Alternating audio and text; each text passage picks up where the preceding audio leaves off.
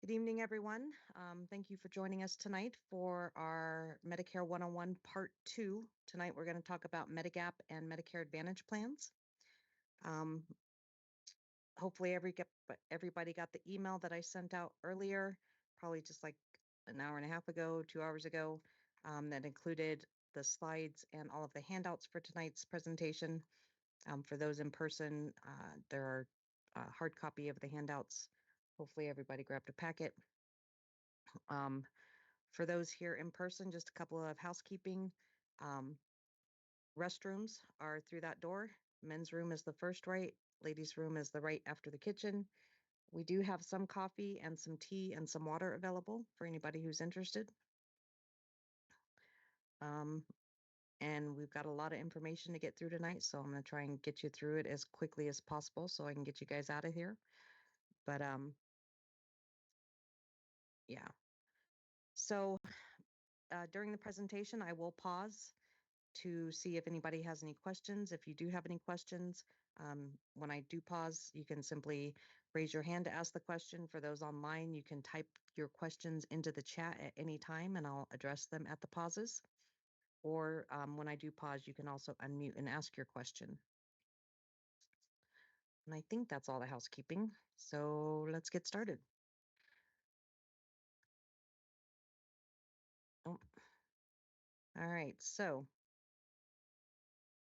I am with the Area Agency on Aging, and the mission of the Area Agency on Aging is to work with our partner communities of El Paso, Park, and Teller counties, and the communities and governments within those counties to develop programs and systems that help people stay in the community and in their homes and independent for as long as possible.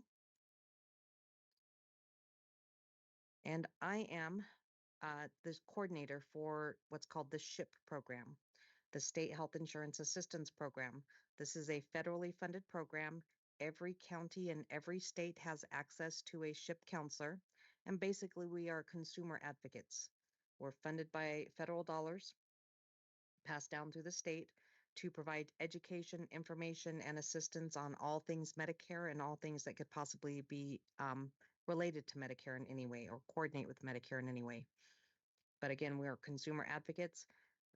My program out of this office covers a total of 9 counties in Colorado, but there are a total, I think, of 12 or 13 SHIP offices in Colorado alone. Every state should have a toll-free statewide number for anybody in that state. If they call that number, they would be routed to the SHIP office closest to them. I've indicated on this slide Colorado's statewide toll-free number, as well as our local Colorado Springs number, which can be called locally from any of my 9 counties. All right, so just a quick review of what we talked about last week in part 1, where we covered Medicare eligibility, cost, coverage, benefits under part A and part B. And this week, we're going to assume that you've enrolled in Medicare, and we're going to talk about all of the options available to go with Medicare. There are 2 primary options for most people. Those are going to be Medicare supplements or Medicare Advantage plans. Medicare supplements are also known as Medigap. So Medicare supplement and Medigap are 2 terms for the same thing. Medicare Advantage plans and Medicare Part C are 2 terms for the same thing, and they tend to be used interchangeably. These are options that are available to anybody with Medicare. Once you've enrolled in original Medicare, which is what A and B of Medicare is referred to usually as original Medicare, have the ability or the option to enroll in either of these 2 kinds of products. Both of these options are regulated by Medicare, but there could be limited enrollment opportunities once you have Medicare to get either of these options. We are going to talk about Medicare supplements or Medigap first. I've been doing this a really long time. I tend to say Medicare supplement just because that is the term that was used when I started. But Medigap is the newer terminology for this kind of insurance. And it's the phrase comes from the thought process that it covers the gaps, what they consider the gaps in your Medicare coverage. So What is a Medigap? Medigap is a private insurance policy that is sold by a private insurance company that is solely and specifically designed to pick up any balance that Medicare Part A or Medicare Part B paid, or I mean, left over after they paid first. Period. So let me say that again. Medicare supplement policies are private insurance policies sold by private insurance companies, and they are solely and specifically designed to pick up the balance that Medicare Part A or Part B left over after they paid their part first. Period. Again, these policies do have to follow both federal and state laws that are designed to protect people. Policies, when you get them, the hard copy must say Medicare Supplement Insurance, those 3 words in that order, in order to be a legitimate policy.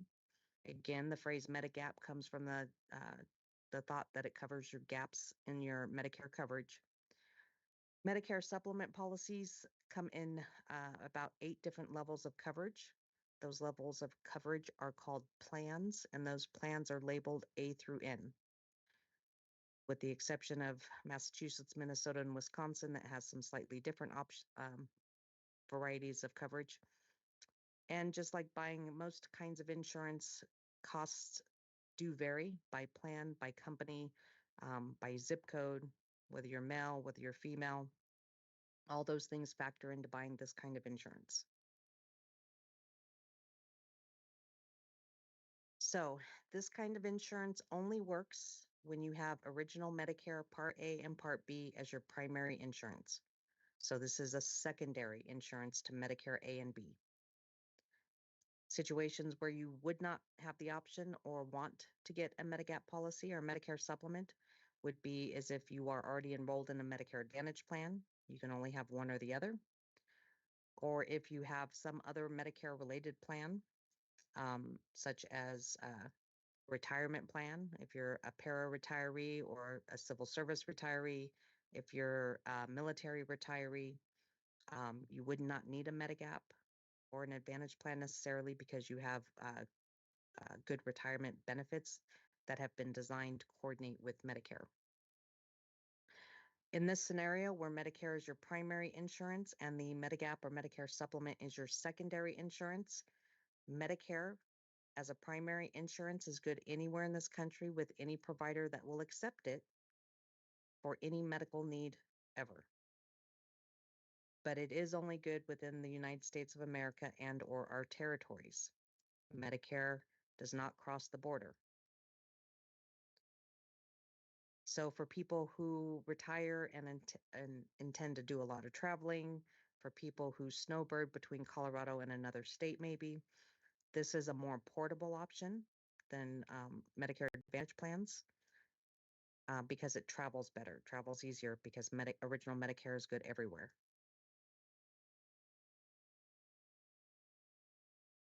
Buying a Medigap does require that you have enrollment into both A and B of Medicare.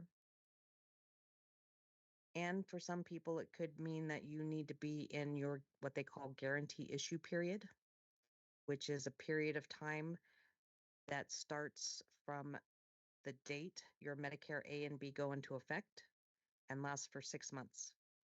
And what guarantee issue means is you cannot be turned down for insurance coverage for a Medicare supplement policy due to underwriting.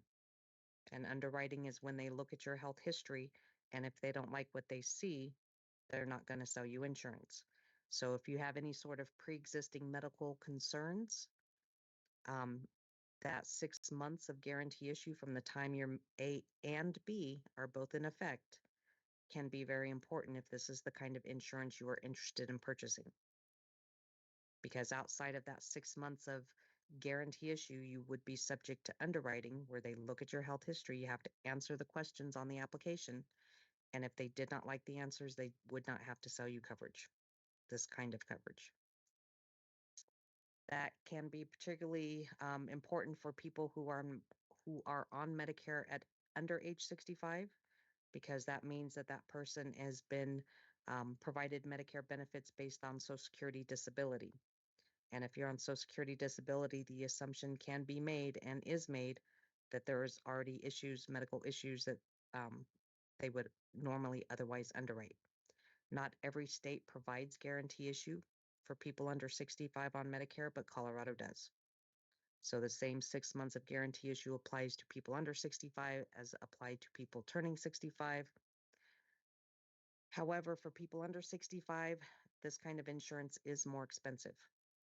So even though you're guaranteed to be able to purchase this kind of coverage, it may not be affordable. But on the plus side, for those who are under age 65, whether or not you take advantage of this guarantee issue period when you first get Medicare or not, when that person turns 65, they get another opportunity, another 6 months of guarantee issue, because now they've aged into Medicare and they can no longer be considered disabled, I guess is how you would look at it. So that does make it, that guarantee issue period, that does make it the best time for many people to try and buy or enroll in this kind of coverage, specifically because of that underwriting. Now, if you are healthy and can pass underwriting, you can buy this coverage anytime. There is no annual enrollment periods for this kind of coverage. You can purchase it at any time for any reason. Or if you already have this kind of coverage and you're healthy and can pass underwriting, you can switch to a different company or a different plan level at any time for any reason. Because you're healthy enough to pass underwriting, they're going to want to sell you insurance. But if you have any sort of pre-existing health issue, high blood pressure, high cholesterol, anything that they can say could relate to a heart issue down the road or a heart issue now is probably going to be a problem with most underwriting. That's even more of a problem than, say, history of cancer, depending on how long it's been since you were treated for cancer. Every company that sells this kind of coverage has their own underwriting criteria. Some companies' criteria may be a little more generous, some not so much. There's no way to know who's generous and who's not, because you cannot pick up the phone and call anybody's underwriting department. There is no phone number that they will make public to anywhere. So for people who do have any sort of pre-existing health issue, this could be a very important time frame when you first get Medicare, and that's 6 months to have guarantee issue into a Medigap. And again, that starts as soon as you have both A and B in effect. For some people, you may have enrolled in Part A when you turn 65, but continued to work for another year and didn't enroll in Part B until you stopped working. That guarantee issue doesn't start until you enroll in Part B. So you have to have both in effect. And if one goes into effect after the other, it's when the second one is effective. So it doesn't start as soon as you enroll in one or the other. It starts as soon as both are in effect. And it lasts for 6 months. And once that clock starts ticking, you can't stop it. Now, if you have health issues and you're in that 6 months of guarantee issue, you can switch to a different plan or a different company every month during that 6-month window. But once it expires, it expires. And anytime you try to make a plan change outside of some very specific special opportunities, you would be subject to underwriting. Now, what I've learned after 25 years is that there is always an exception to every rule with Medicare. So in this scenario, even though you have that 6-month guarantee issue window, there are potentially some special opportunities based on specific situations where you might have another opportunity to have guarantee into this kind of coverage. Most any and every situation that would allow another opportunity is going to involve some sort of involuntary loss of other coverage. For example, if you worked for a company for 20 years, you retired, and you had access to employer coverage in retirement, and that employer coverage was coordinating with Medicare. And then the employer one day just up and decided to stop providing retiree coverage. That's considered involuntary loss because you're losing that coverage through no fault of your own. COBRA, if you retired, you're not quite 65 yet, and you opted to enroll in COBRA coverage so that you could continue your employer health coverage until you became eligible and enrolled in Medicare. COBRA coverage is for a very limited time, 18 months usually. So if that goes away, that's considered involuntary loss. That's not your fault. You had no control over it. So involuntary loss is going to be the key for any opportunity to enroll into something else with Medicare's blessing without any issues. Another way you could have guarantee issue into this kind of insurance is it involves enrollment into a Medicare Advantage plan. And I will talk about that in much more detail when we get to the next section talking about Advantage plans. But there's several ways that being enrolled in an Advantage plan could offer an opportunity to have a window of guarantee into a Medigap. So Medicare supplements or Medigap are designed to pay the balance after Medicare pays their part first. What that means is when you go for a service, Medicare has to pay their part and leave a balance in order for the Medigap to do anything. If you go for a service and Medicare does not pay for that service, neither will the Medigap. So it's not going to pick up things that Medicare doesn't pay for. It's only going to pick up the balance after Medicare paid something for a service. So as long as the services you need are covered by Medicare, the Medigap will pick up any balance. There are some other things that Medigap won't pay for, such as long-term care, dental and vision, hearing aids, private duty nursing, outpatient drugs. Those are all things that Medicare does not cover under A and B. So again, it's not going to be covered by the Medigap. It's only going to pick up after Medicare pays first, period.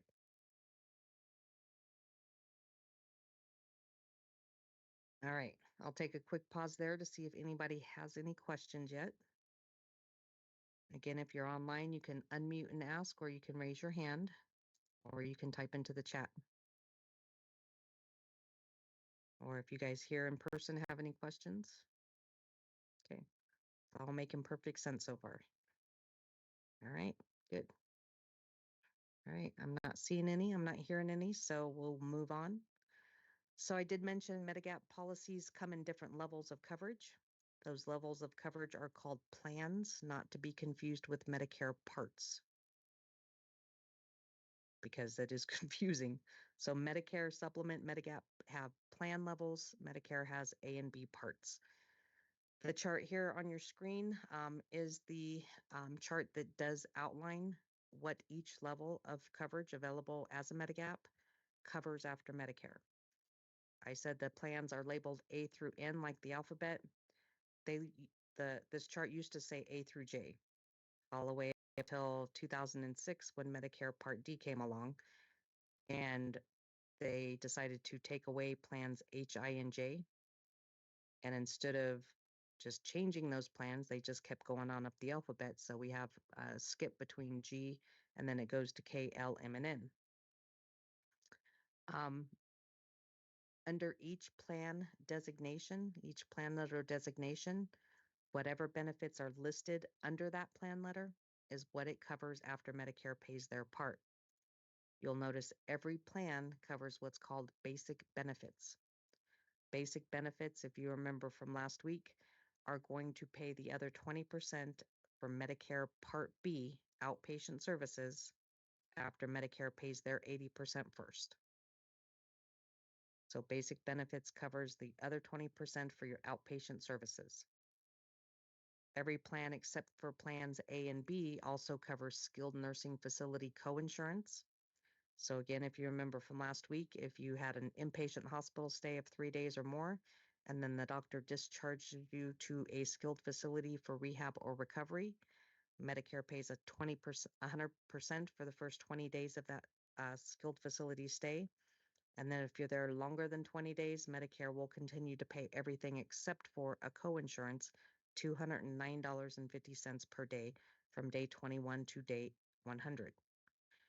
If you have a plan C or D and higher, that plan will cover that $209.50 per day in a skilled facility. Every plan except for Plan A also covers the Medicare Part A hospital deductible every time you're admitted to the hospital. After that, there are only a couple of plans that include extra benefits. The two plans you see shaded, Plans C and F, are no longer an option for purchase for anybody who becomes eligible for Medicare or turns 65 after January 1st of 2020. So if you turn 65 after 2020, Plan C and Plan F are not available to purchase. Their next best equivalent would be D and G. And if you'll notice, the only differences between C and D and F and G are that C and F include a Part B deductible benefit, and D and G do not. Otherwise, they're the exact same plans.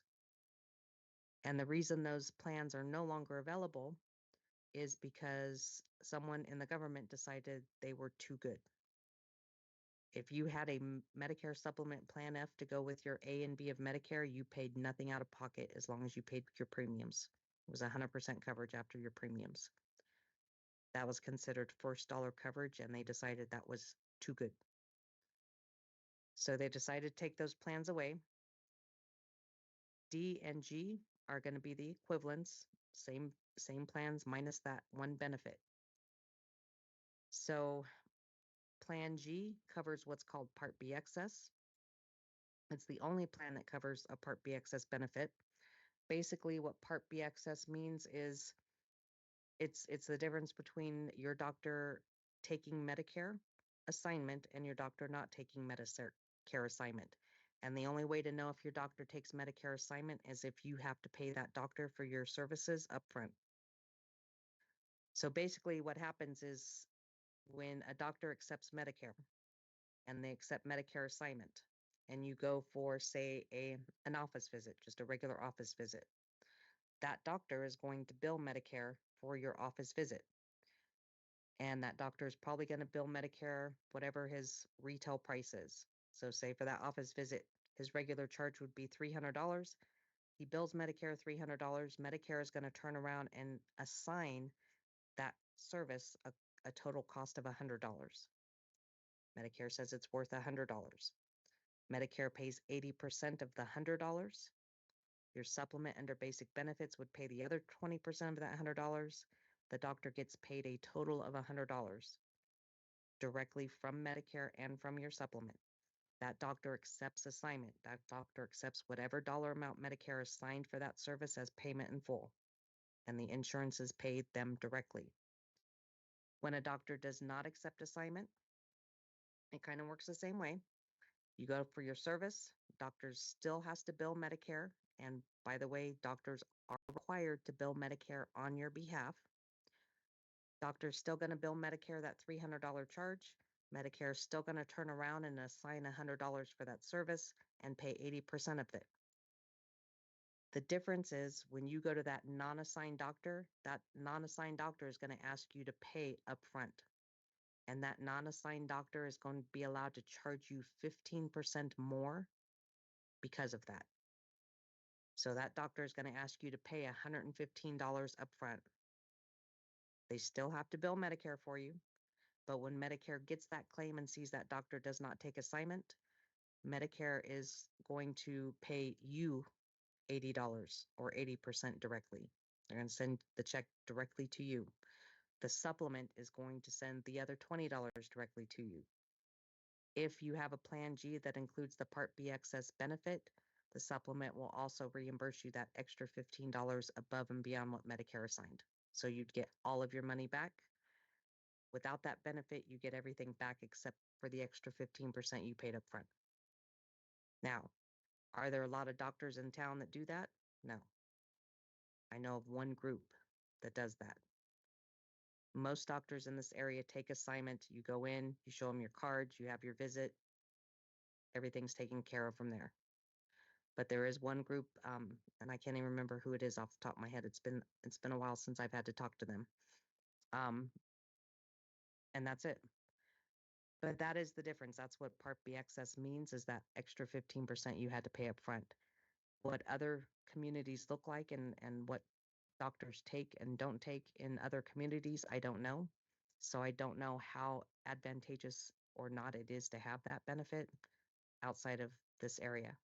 In this area, it's not really a big deal. You'll also notice that there are several plans that include a foreign travel emergency benefit. This is not actually an insurance benefit, it's more of a reimbursement. The way it works is if you travel outside of the country, foreign travel, and you have a medical emergency while you're outside of this country, you take care of that emergency while you're having it. When you get home, you can submit the bill for that medical emergency to your supplement for some reimbursement of the cost. And the way it would work is you would have to first submit it to Medicare for denial, because Medicare is not going to pay for anything outside of the country, but you have to get that denial proving that your primary insurance is not going to pay for that service. Then you take the bill and the denial from Medicare, you submit it to your supplement. They will reimburse you up to 80% of the cost of that emergency after, I think, a $250 deductible. It takes time, it takes patience. And I always encourage people to purchase travel insurance if they are going to travel out of the country. Whether or not traveling out of the country right now is a good idea at all anyways, it might be a moot point. But it's more of a reimbursement. It's not something you use at the time of need. As far as I am concerned, as long as you have a plan that includes those first three benefits, basic benefits for Part B coverage, skilled care, and Part A hospital deductible, you have adequate coverage, because those are the three benefits you are going to access the most if and when you start accessing Medicare needs. Everything else is kind of icing on the cake and may or may not be useful down the road. A few of the plans have slightly less than 100% of those benefits covered after Medicare. For example, plans K and L pay the balances after Medicare at either 50 or 75%. Because they do not pay 100% after Medicare, they do have max out of pockets. The max out of pockets are kind of high, would be hard to meet even in a really bad year, because those max out of pockets, they're only applying what they don't pay. So Medicare pays 80%, they pay 50 or 75% of what Medicare left over. And then what little balance you have to pay is what goes towards that max out of pocket, which, $7,200 over $3,000, depending on the plan, would be hard to meet. But the premiums for those plans are much lower if you're willing to pay a little bit out of pocket. Plan M and N also have lower premiums. Um, Plan M is kind of a pretty basic plan. It pays Part B, it pays the skilled care, it pays the Part A. It does not include anything like the foreign travel, or it includes the foreign travel. Plan N is becoming pretty popular. It pays the A and B, it pays the skilled care, it pays the hospital stay, it has the foreign travel. The only difference is there are two benefits under under Part B that you would have to pay a copay for. So anytime you had any sort of office visit, it would pay everything except for $20 as a copay. And anytime you had to go to the emergency room, it would pay everything after Medicare except for a $50 copay. People are so used to paying copays these days that they're really rather comfortable with that plan option. Premium on average is $40 or $50 less per month for that option. So those are your plan levels to choose from. These plan levels are set in stone. No company can alter these plans as they're laid out, period. So when you are looking to purchase, say, a Plan G, a Plan G is a Plan G is a Plan G, no matter who you buy it from. So it does pay to shop around, because premiums will vary significantly in some cases from one company to another. There are lots and lots of companies out there. There are over 40 companies licensed to sell this kind of coverage in the state of Colorado alone. And the premiums are going to vary from company to company based on their various criteria. But they're still selling you the same thing.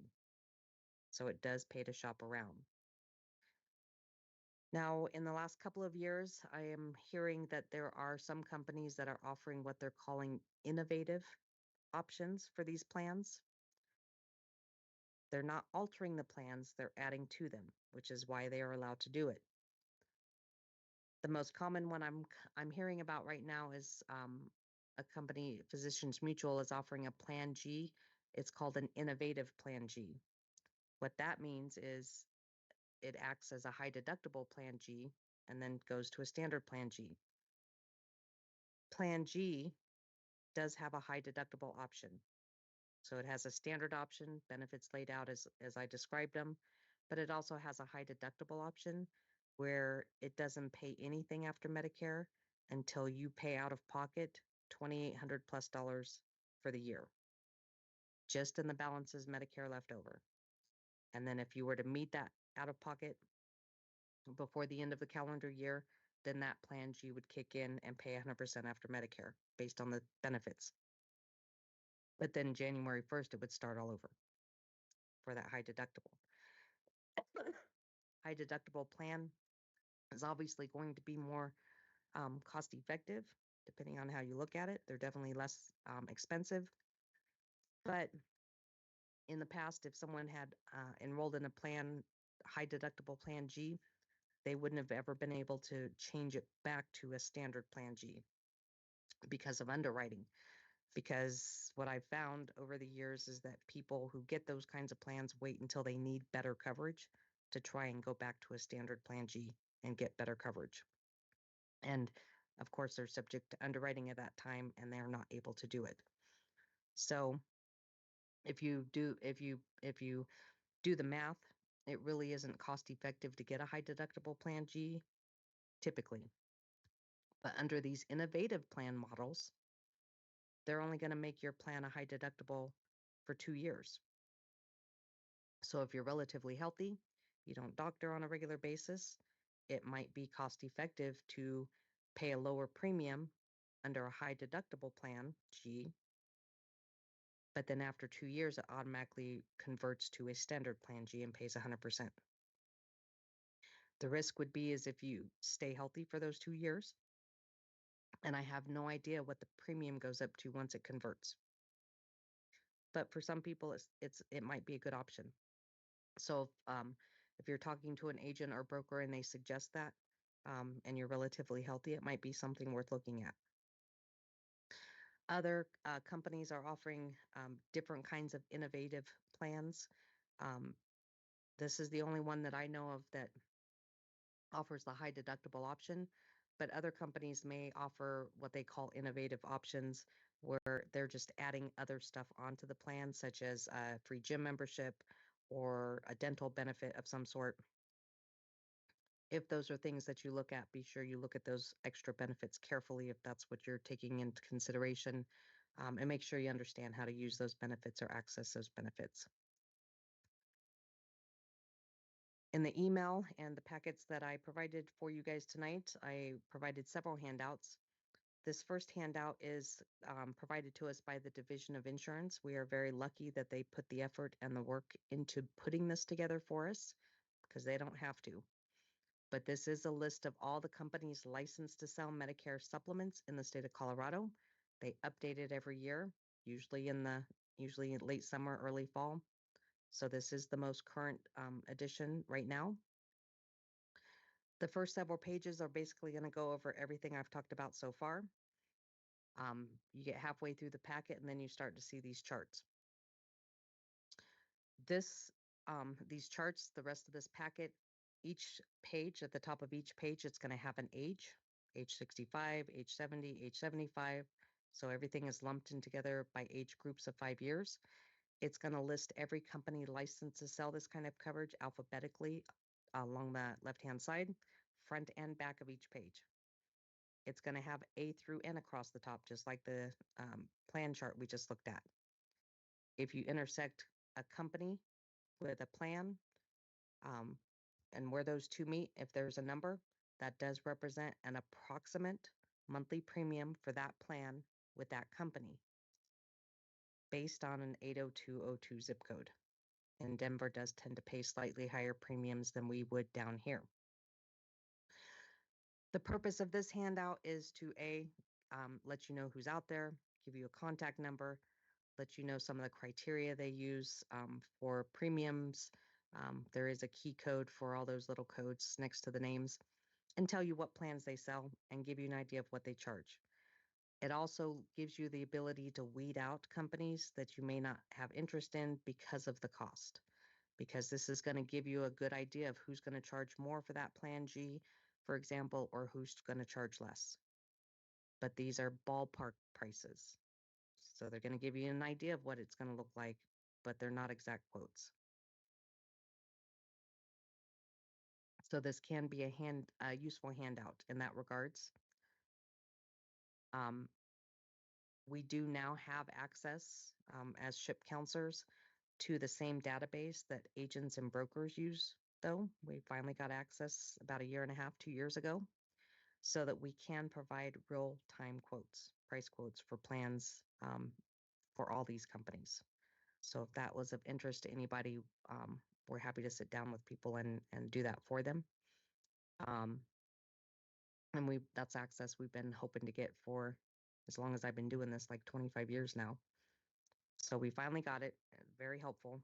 A lot of information, but it is real-time quotes, and they're supposed to update it, if not daily, at least once a week. So very good information. So that's Medicare supplements or Medigaps in a nutshell. Any questions about any of that? Yes, sir.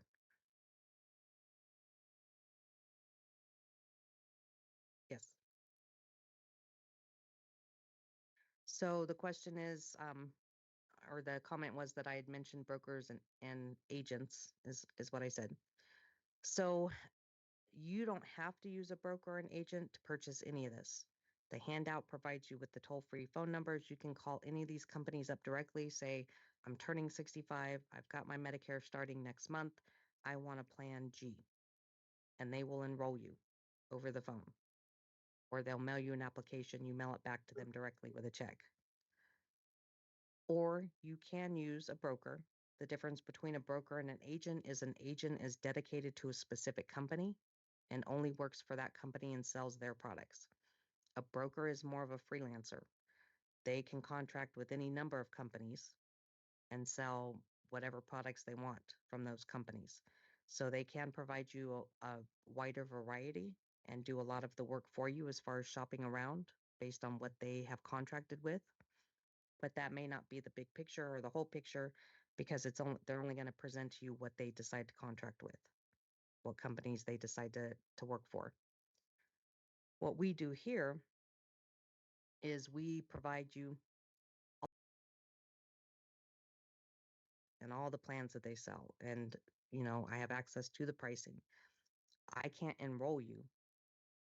I can't do the application. I don't sell anything, but I can get you to the phone. I can get you to that point where you just have to pick up the phone.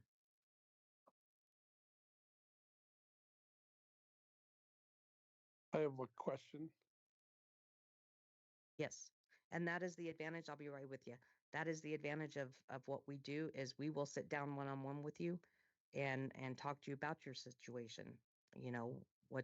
Help you determine what's important to you moving forward, and what kind of resources you have to draw from, and just the whole big picture, and help you decide what direction you want to go in. We're not going to decide for you, but hopefully from that discussion, you can figure out what your best option is going to be based on what your needs are. I'm sorry, you had a question online? Yeah. So you had mentioned that the supplement might be the best way to go if you're snowbirding. There's no issue with buying a supplement plan in Colorado and then spending 6 months in Arizona or something like that. No, because Medicare is good anywhere for anything. So Medicare doesn't care where you're at or why. They're going to cover you if you need coverage. And as long as Medicare covers you, the supplement pays the balance. Okay, Now, perfect. what you pay for that is going to be based on the state that's your official residence, because premiums will vary state to state as well. But yeah, it goes where you go. It goes where Medicare goes. Versus Advantage plans that may be limited to services within the county you purchased it in or that you reside in, and it may not travel as well outside of that area, which is what we're going to talk about next. Perfect. Thank you. You're welcome. Any other questions? My eyes are bad today. All right. So that was Medicare supplements. Now we're going to talk about Advantage plans, and this is where it gets complicated. So Medicare Advantage plans are an entirely different animal. Medicare Advantage plans are plans that are offered by private companies, but those companies have contracted directly with Medicare. So Medicare pays these companies to act on their behalf. You still have original Medicare A and B. You still have to pay your premiums for Medicare Part B. But when you enroll in an Advantage plan, that Advantage plan takes over your A and B benefits and manages them for you. So every service you receive has to go through that Advantage plan. You still have all the same rights and protections of original Medicare. You still get all the same services as original Medicare, but now they're all managed through the Advantage plan. These plans used to be referred to as replacement plans because basically they take over. They don't technically replace because Medicare never goes away. Because if you ever get out of an Advantage plan, A and B are automatically right there waiting. But as long as you're in the Advantage plan is in control of your A and B benefits. These plans are referred to as Advantage plans because they do tend to come with some extras.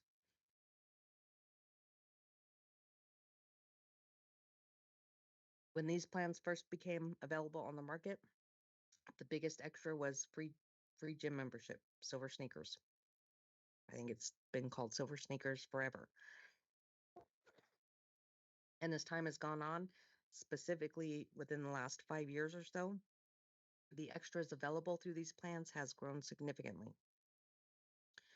So these plans are going to provide you all the same benefits and coverage as original Medicare, but they're all also going to offer benefits that are not covered by Medicare, such as hearing and dental and vision and those kinds of things. Most Advantage plans will include a drug benefit, Medicare Part D, at no extra cost. It's part of the package deal. Original Medicare and a supplement does not include Part D. You have to purchase a Part D or enroll in a Part D separately, in addition to original Medicare and a supplement. With Advantage plans, it's all rolled into the same ball of wax at no extra cost. There are some limitations. When enrolling in Advantage plan, you must live in the service area of the plan you enroll in. For all intents and purposes, that's going to be your county of residence. Every county is going to have a different list of plans to choose from. So what plans are available and how many of them are available will vary from county to county. In El Paso County right now, we have over 40 Advantage plans to choose from. It's a lot. You must be enrolled in both A and B of Medicare, and you have to enroll during an eligible period, an enrollment period. Opportunities to enroll in this kind of coverage include initial enrollment period, and if you remember from last week, your initial enrollment period is that time frame, that 7-month window surrounding turning 65 and that 65th birthday month. So you can, when you enroll in Medicare during that initial enrollment period, you can enroll in an Advantage plan or a supplement or a Part D or anything else you want to go with it to go into effect at the same time as Medicare. So you can coordinate everything to start at the same time if you time it right. But you still have that same, so say you enroll in Medicare to be effective the month of your birthday, And then it takes you a couple of months to enroll in the Advantage plan or decide, what a plan for Advantage or Part D or Medigap. You still have those extra 3 months after your birthday month for Advantage plans or Part D. That is your initial enrollment window. You don't get the 6 months like you do with Medigap. You get the months that are the initial enrollment window, that 7-month window. Medicare initiated a new enrollment period a couple years ago. Well, I guess it's been like 4 or 5 years now. It's the annual election period. Or actually, it's the annual enrollment period, which is open enrollment, is what we refer to. That's the every year enrollment period for people who have Part D or an Advantage plan, October 15th through December 7th. Anybody who has a Part D or needs a Part D or a Medicare Advantage plan can get into, get out of, or switch from one to another during the annual open enrollment. The newest enrollment period is the Advantage plan open enrollment period, which overlaps a different enrollment period for Medicare, but it's January 1st through March 31st. And then, of course, like I said, there are exceptions to every rule, and there are special opportunities that would allow you into an Advantage plan based on specific circumstances. So again, October 15th through December 7th, open enrollment. That's what we call it, is just open enrollment. Anybody and everybody can get into, get out of, or switch from one Advantage plan or Part D plan to another without restriction. During this time frame, any change or enrollment you make goes into effect January 1st. If on January 1st you are enrolled in an Advantage plan for any reason, you get an additional 3-month window, the Advantage plan open enrollment period from January 1st to March 31st, to decide whether or not you want to keep that Advantage plan, switch to a different Advantage plan, or drop your Advantage plan and go back to original Medicare. If you're not enrolled in an Advantage plan on January 1st, this enrollment period has nothing to do with you. It's only for people who are enrolled in an Advantage plan on January 1st.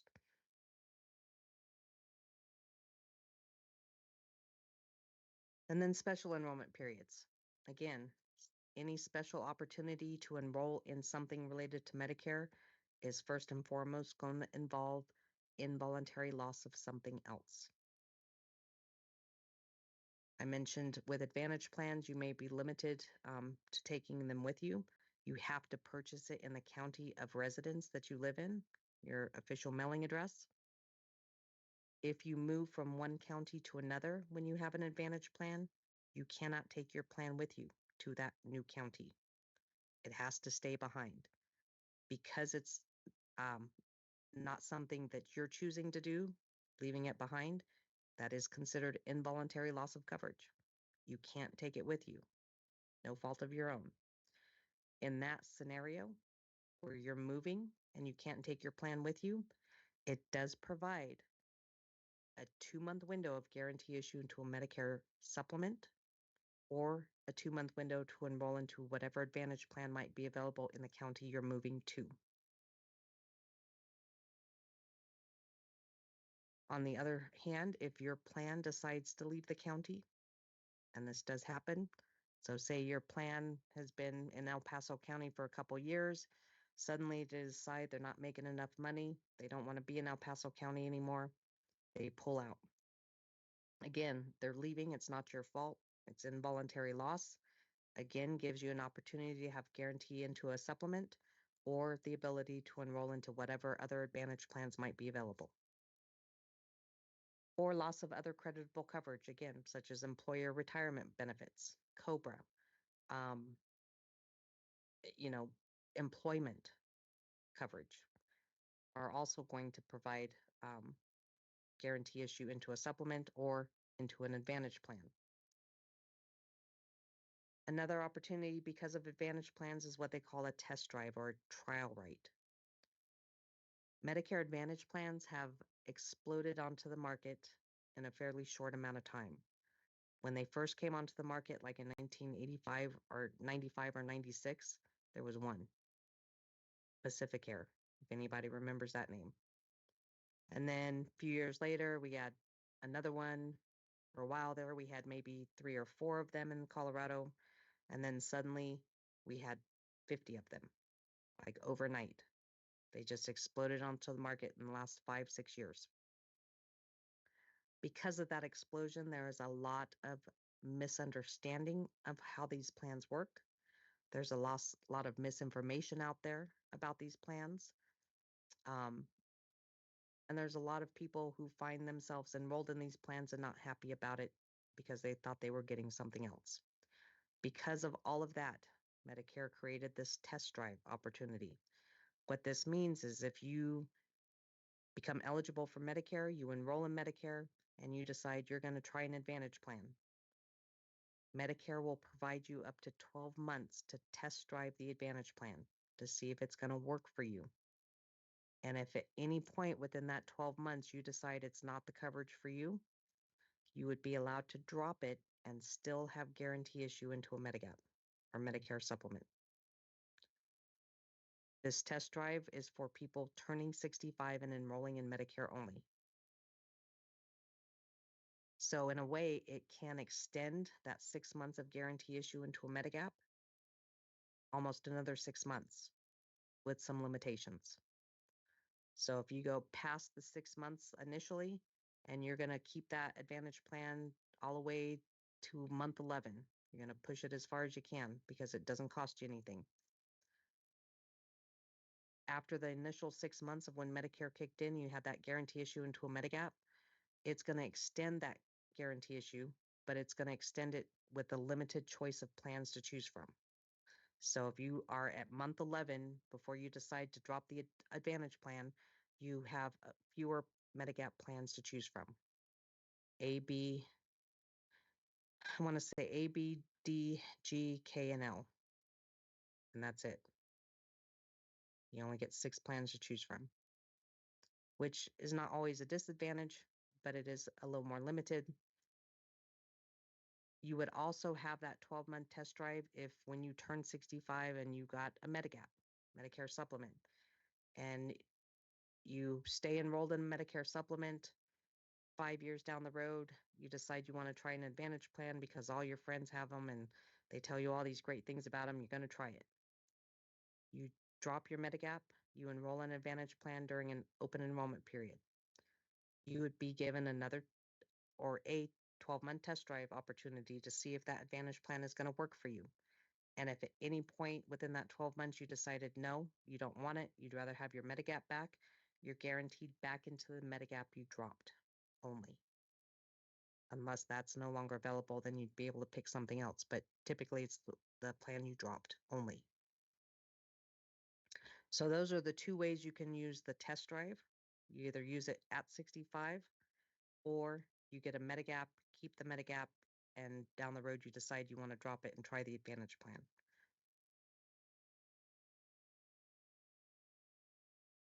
So there are any number of ways when it comes to Advantage plans that you could potentially have a window of guarantee issue into a Medigap or the ability to switch to something else outside of annual enrollment.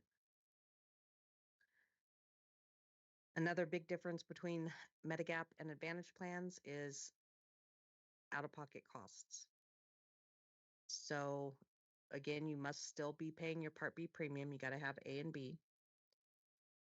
Advantage plans may have an additional monthly premium. Most of them do not in this area. Most of them are 0 premium. But you will have copays. For almost every service you receive that's covered by Medicare, there is going to be a copay cost associated with that. So the way I usually explain it is with Medicare supplement, Medigap, you pay a premium up front, which for people turning 65, it's going to start anywhere between $110 and $140 a month on top of the Medicare premium. But in exchange for that premium up front, you pay little to nothing out of pocket when you need services in the future. With Advantage plans, you pay no premium for most of them. But when you need services, you pay out-of-pocket copays. So Advantage plans can be very, very cost-effective as long as you never use them. But the bottom line is insurance is insurance. They're going to get you one way or the other, either up front or down the road. There's no getting away with some out-of-pocket cost one way or the other. So just to make it a little more interesting, there are lots of different kinds of Advantage plans. All of them generally work to where they're all going to provide you with all Medicare benefits. So if it's covered by Medicare, it has to be covered through the Advantage plan. Again, most Advantage plans include Part D drug coverage as part of the package at no extra cost, but you could be limited to where you can go and who you can see. Not everybody takes Advantage plans. Not everybody takes all Advantage plans. Some Advantage plans require you only go to providers that they contract with within the network. However, in an emergency situation, emergency medical situation, it doesn't matter where you're at in this country, your Advantage plan does have to cover you in an emergency or urgent need. And the way you pay versus what they pay differ from original Medicare because these plans have taken over and Medicare pays them to take care of you. So the different kinds of Advantage plans include HMOs, PPOs, fee-for-service plans. There are special needs plans.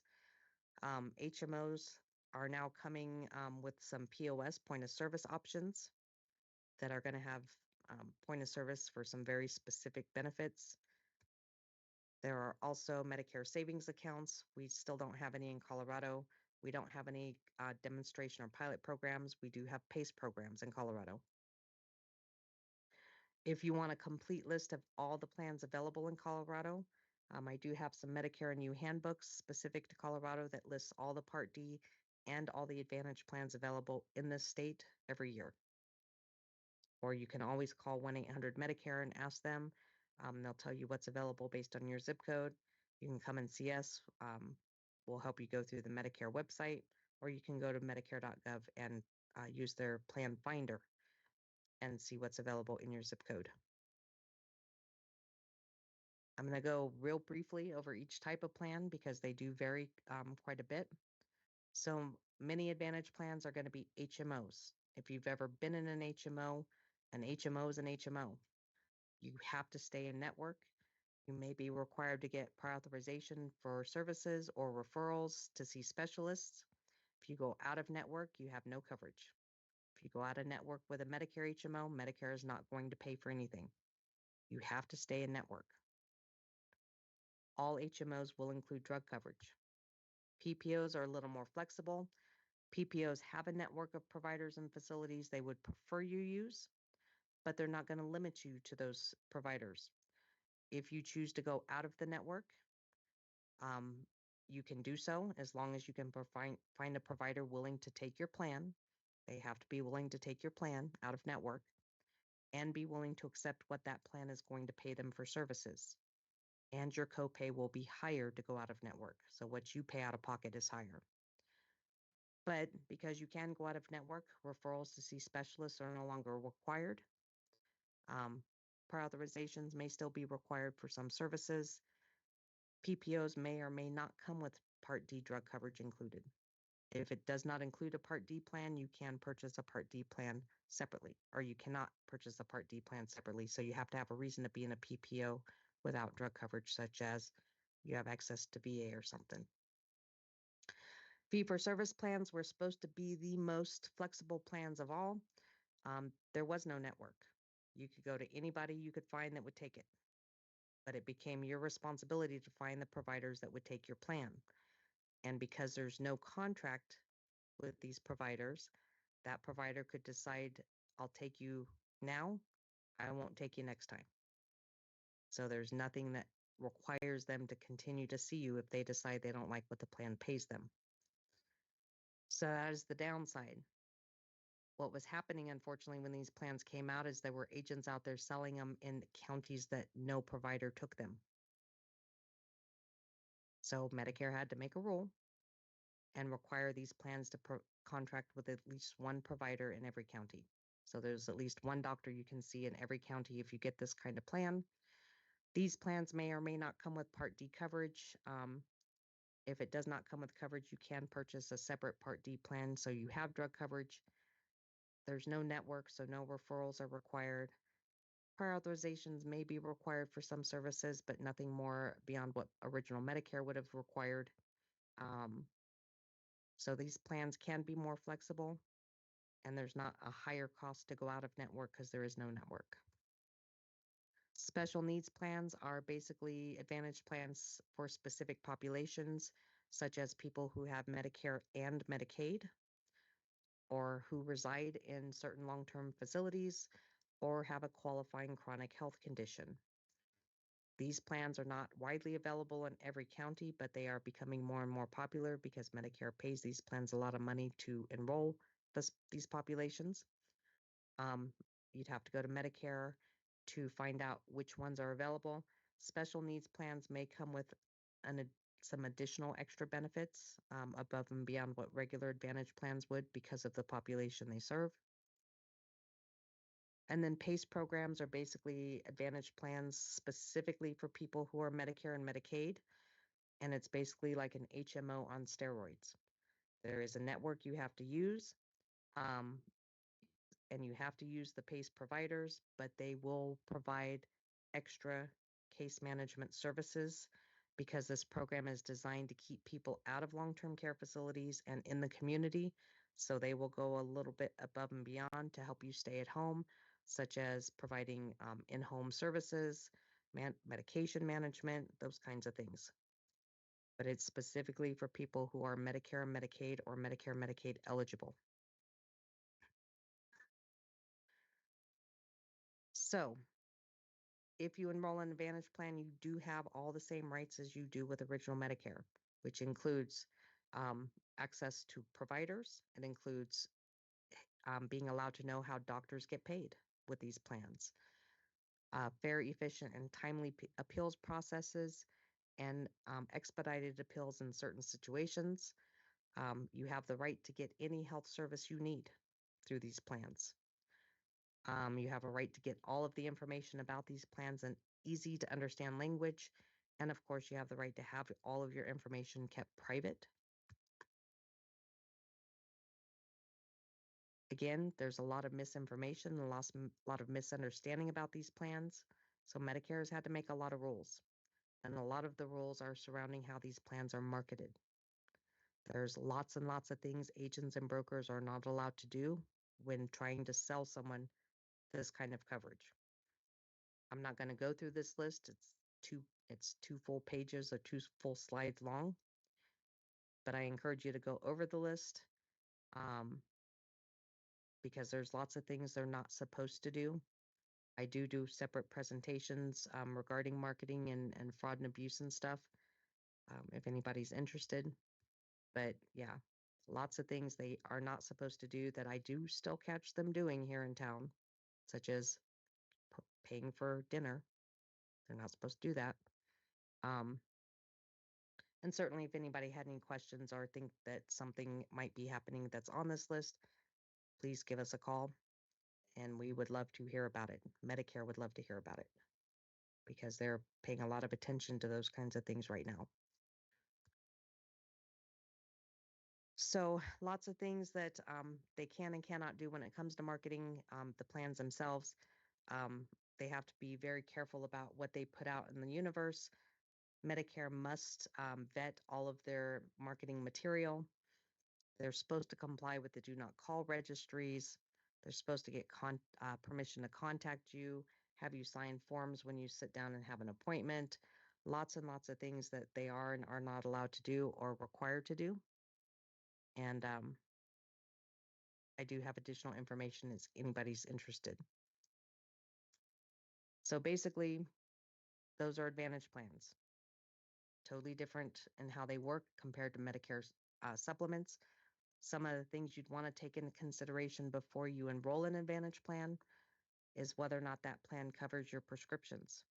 Every company and every plan, whether it's an Advantage plan or a regular Part D drug plan, is going to have a different formulary list of drugs that they cover. So you are going to want to make sure that whatever plan you enroll in covers your specific drugs. It's not a universal formulary for everybody across the board. Every plan has a different list of drugs that they will cover. Again, with Advantage plans, you may be limited to who you can see and where you can go. If you have doctors you want to keep, but you want to do an Advantage plan, check with your doctor. Make sure they take that plan. Because if you enroll and that doctor doesn't take it, you're going to have to find a new doctor. It used to be more of an issue as far as what hospital someone went to. We have two primary networks in this area, Penrose and Memorial, or what used to be Penrose and Memorial.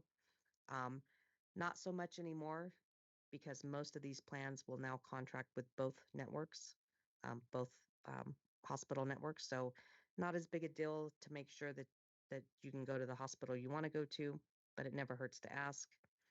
If you see specialists, make sure you know whether or not the plan's going to require you get a referral every time before you go see that specialist for any reason. Some of them will require that. If you're looking at the extras, and when I say the extras, I'm talking dental and vision and hearing aids, and the extras have gotten pretty extensive. Transportation is now offered. I'm sure you guys might have heard of flex cards or grocery cards, those kinds of things. Last year, those benefits were really generous with a lot of companies for some reason, more so than previous years. This year, a lot of those things got cut or reduced. So be very, very careful that if any of the extras that are being presented to you are something that you're interested in, make sure you ask questions about how to access those extras, how to use them. Do you have to use their dentists? Do you have to get permission to use their dentists? Can you go to your own dentist? Those kinds of things, because all of those extras are going to have some rules around them in order for you to use them. Also keep in mind that these plans can change on a regular basis. These benefits can go up, they can go down, they can take away the extras, they can add extras, they can change their copays, they can go up or down. All the services will stay the same as far as what's covered by Medicare, but the costs could vary. The drug list could change from year to year, what drugs they will cover from year to year. So it is to your benefit to make sure that you take advantage of the annual enrollment period, October 15th through December 7th, and make sure that the plan that you're in, if you liked it, you want to make sure that it's still got all the same benefits for next year, because it may not. And if you're not paying attention and checking, you could have some unpleasant surprises come January. The best way to do that is to go to Medicare's website, medicare.gov, and use their plan finder. Or you're always welcome to come see us.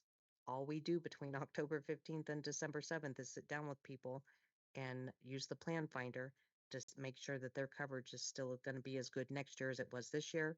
And if not, they look for something else. And we can enroll people in Advantage plans or drug plans because that is through the Medicare website. We're still not making any money doing it, but it's not anything that you couldn't go home and do yourself through Medicare.gov. So I did provide a handout that kind of goes over the different types of plans. I like this handout because it does provide some pros and cons of each type of plan. I also put together handouts for all of the 9 counties that I cover this year that gives you kind of a side-by-side of all the Advantage plans in each of the 9 counties that I cover. This handout for El Paso County shows 4 plans per page. There's 17 pages. A lot of plans.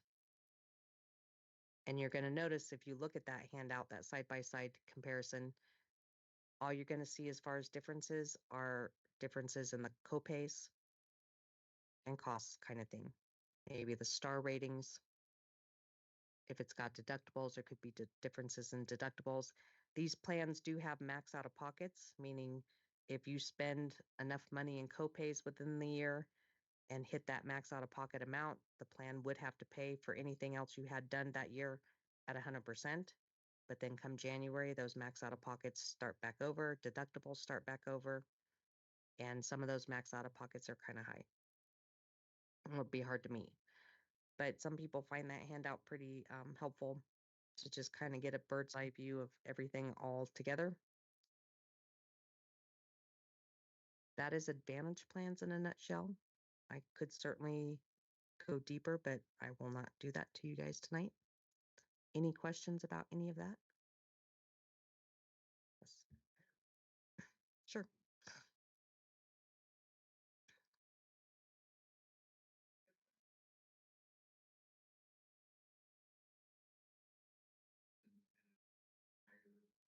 This calendar year, so in January also. Okay. I'm eligible to set my birth, I turned 65 in June. She turned 65 in January of next year, Okay. and she signed up.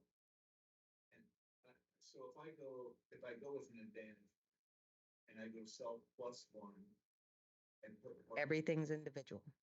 everything, Everybody buys their own individual plan, whether it's a supplement or an advantage plan or a drug plan. So there's no combined policies or plans. No, if you enroll in an advantage plan, that's your advantage plan. She would have to enroll in her own advantage plan. And many times people have different plans because they have different needs. Many times people have different drug plans because they have different drugs. So yeah, there is no like married discount or household discount, nothing like that for advantage plans.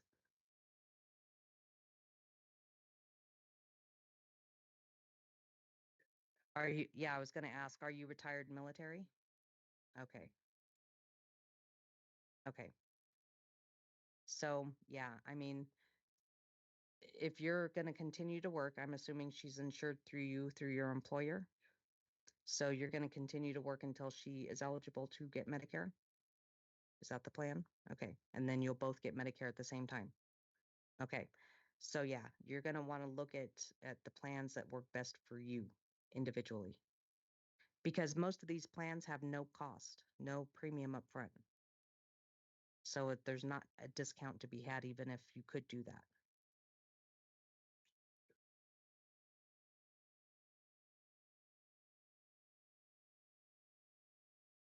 What does? So you have access to civil service, federal employer benefits. Okay. So that's different. That's an employer benefit. Employer benefits, especially through FEHB, they offer lots of different insurance options, but employer benefits are totally different than what we're talking about today. What we're talking about today is what is available to anybody and everybody. When you get those same kind of benefits that look very, very similar to what we're looking at here through an employer, those benefits are different and the rules are different surrounding those benefits. Yeah. So so through FEHB, self plus one makes sense because as the retiree, if you didn't get an advantage plan through FEHB, you would be insuring self plus one. Yes. So they pay some, you pay some, and the premium goes up a little bit when you have the plus one. Yeah. So even with the advantage plans, because many of the plans offered through FEHB have decided to offer their own individual advantage plans. But those are not the same plans we're looking at here. They look very similar. They work very similar. They have to follow the same rules, but they're not the same.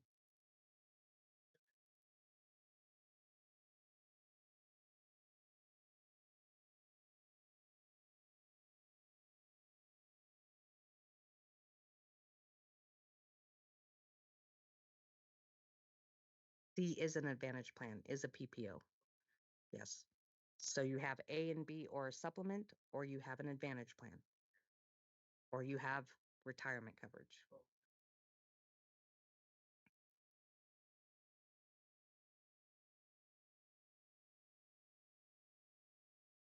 No, I've never found that. Yeah, I mean, you're definitely going to want to check, but nobody has to take anything, whether it's your employer coverage or Medicare or whatever. Nobody has to take anything. They choose to do so. And once they choose to do so, they have to follow the rules of whatever they've chosen to take. But there are plenty of doctors that take Medicare. And I do have a list. I need to update it. It's probably a year old, but I do have a list of providers who take Medicare as a primary insurance. It doesn't list the Advantage plans. You have to check with the plan or check with your doctor if it comes to, do they take Advantage plans? Because there's just too many of them to keep track of, and they change too much. But I have a list of doctors that take Medicare as a primary insurance with, say, a Medigap. But, if you have an existing doctor, ask them. I'm turning 65. I'm going to get Medicare. You guys are okay with that? Or I'm going to enroll in an Advantage plan. Do you guys take those? If so, which ones do you take? Ask those questions. And it can vary, and it can change from year to year as far as what the providers will do as well.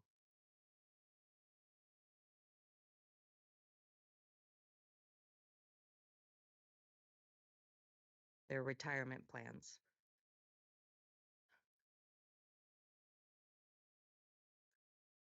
Probably definitely something I would take into consideration as far as a coverage option. Absolutely. It's not a bad option. It's not a cheap option, but it's not a bad option at all. Yeah, your premium doesn't change, basically. You pay the same premium, and now you also have to pay the Medicare premium.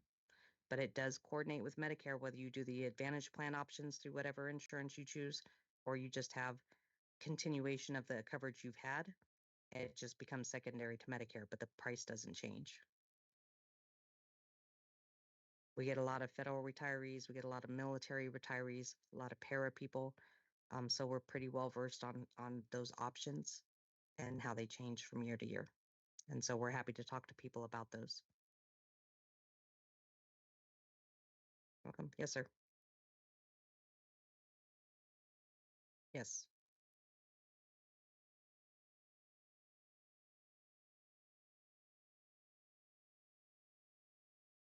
That is the worst thing you can do. They are the worst place to get advice on insurance because they have no idea. They have a billing department to do that. So they're usually clueless on insurance. They may not even know what they take because they have people to do that. Again, when it comes to this kind of coverage, the what's available to everybody, it's pretty standard. Supplements are standardized. You get what you pay for. Doesn't matter who you buy it from. A G is a G is a G. Works the same way no matter what. I've never had any issues with that. It pays because Medicare says it pays. When it comes to the Advantage plans, Medicare does have these star ratings that I included on the handout that I provided that can be of help. Not necessarily always going to tell the full picture, just like anything would. But they're all going to work basically the same way. Customer service is kind of going to be the same across the board. It's going to be more of making sure that your providers are going to accept it, the providers that you want to go to. If you're looking at the extras, make sure it's got the extras you're going to use. And make sure the costs are compatible with what you want to spend. Yes, Advantage plans. Yep. The copays. Again, these Advantage plans can be really, really cost-effective options for people who don't use them because they don't cost anything. And as long as you're not using it, you're not paying copays, you're not spending any money.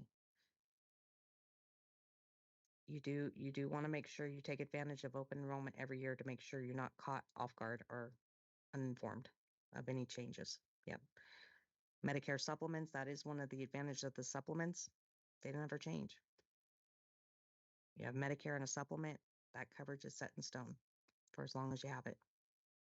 So,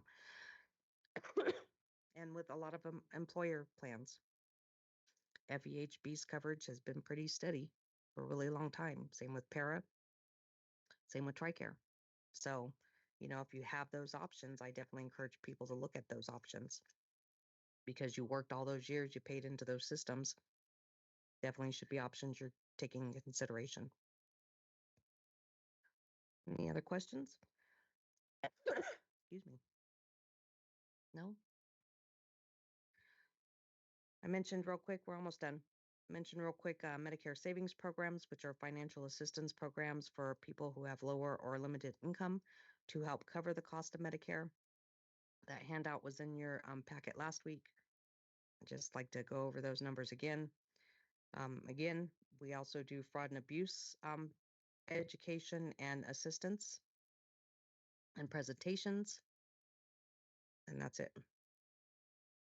That's a lot. But as always, if you guys have any questions, you're welcome to email me in between classes. I'm happy to answer questions. You're always welcome to give us a call and schedule an appointment to sit down with one of our counselors. Other than me, I have right now 3 full-time certified counselors and a volunteer. I just got a new team lead, and she's going to be in training for a while, but hopefully she's up to par by open enrollment. But yeah, we're always happy to sit down with you. We can talk over the phone. We do video appointments, whatever works best. Anytime you want to sit down and talk about your situation, or if you just have questions in between in the meantime. Any other questions or comments?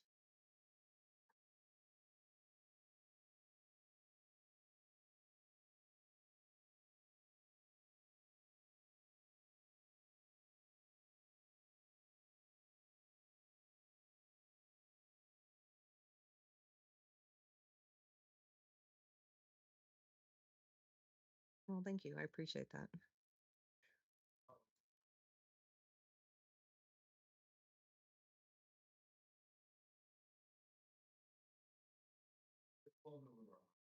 Yeah.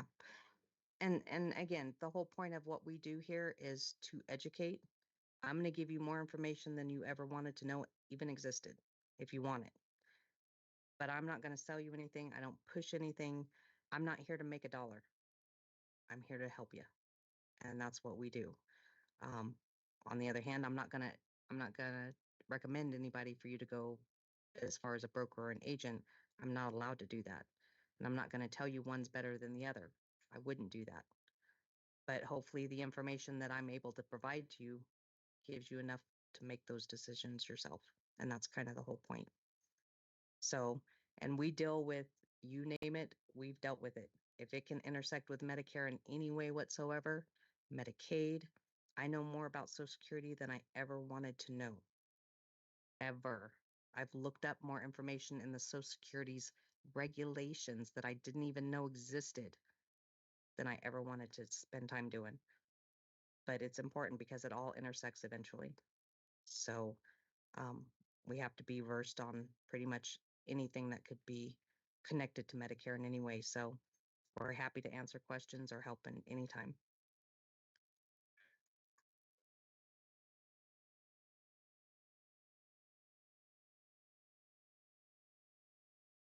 Mm-hmm.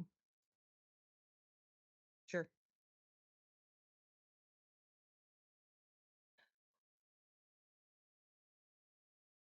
Yeah, because you can't get anything else to go with Medicare until you have Part B.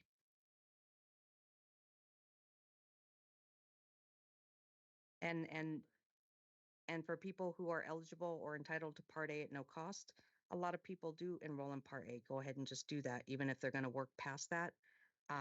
Because if you only worked 6 months past that, when you enrolled, if you waited to enroll in A now in June, and then went ahead and enrolled in January or December or January, they'd backdate your Part A 6 months anyways. So it's at no cost. There's no harm in enrolling in Part A. People go ahead and do it. Social Security encourages you to do it.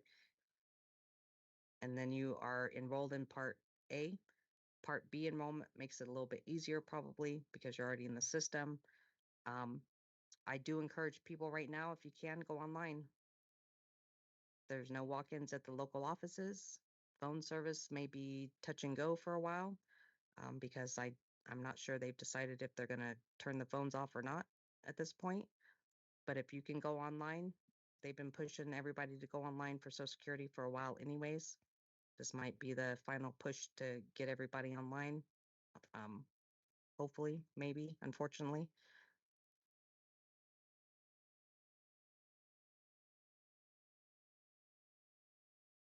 Yeah. I- Yeah. They are, I know. Yeah. So that's, that could change moment's notice. I'm not taking anything for granted. I'm not making any assumptions these days about anything. So it's always best to check. I know they are not taking walk-ins anymore. You have to schedule an appointment if you have to go down there.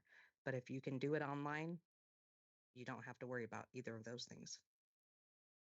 And appointments can be hard to get if you're trying to get an appointment in person because of the wait times. But yeah, right now I'm not taking anything from anybody for granted for any reason. And if someone asks me, I'm going to check first to see what the word of the day is, because it has changed on a daily basis lately. So I'm just hoping my funding doesn't go away. That's because we are federally funded, and this is we're funded by the ACL, so that's going away. So I don't know where our funding will come from after this, but hopefully it doesn't go away altogether. If it does, I'll just go back to being a nonprofit is my plan. I hope. That's how we started. That's how we'll finish, maybe. But if there's no other questions, thank you all so much for being here and for joining me. Next week, we are going to be talking about Medicare Part D, the drug benefit, the newest benefit of Medicare. So hopefully, in that class, it won't go over like this one did. This is the longest class because this has got a lot of info, but Part D takes just about an hour. Week 4, we're going to talk about other coverages that can coordinate with Medicare, such as retiree benefits, TRICARE, Medicaid, all those kinds of things we'll touch on. That class is pretty quick. Again, always welcome to reach out, call us, email me if you have any questions in the meantime, before, after, or otherwise. Other than that, I'm done with y'all for tonight, and unless there's other questions, I'll let y'all go.